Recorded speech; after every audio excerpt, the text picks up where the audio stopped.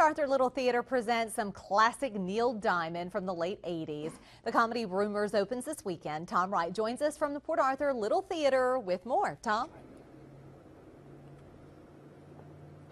Thanks a lot, Kelly. Here at the Port Arthur Little Theater, this weekend opens the Neil Simon play Rumors, and now this is Neil Simon with a little twist. With us is the director, Clark Reed, and a twist because this is the only farce that Neil Simon wrote. Yes, it is. It is his first farce and only farce. He was going through a divorce at the time, and he wanted to write something crazy to help him cope with his pain. Yeah, and when you do a farce, you sort of have some conventions you have to have in a farce, and one of them is doors, so you have to have lots of doors.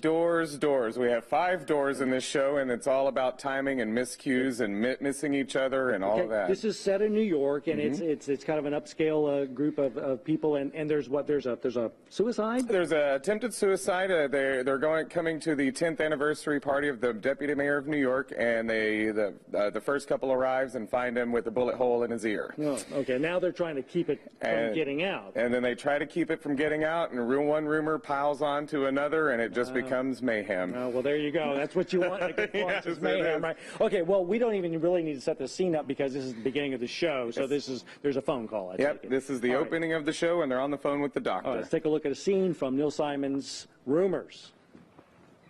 Hello? Dr. Dudley?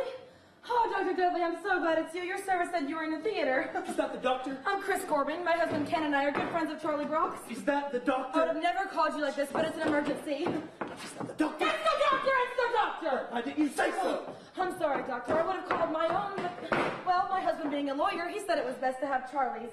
Well, we get here at his house about 10 minutes ago. We're getting out of his car. We hear this enormously... Don't say anything!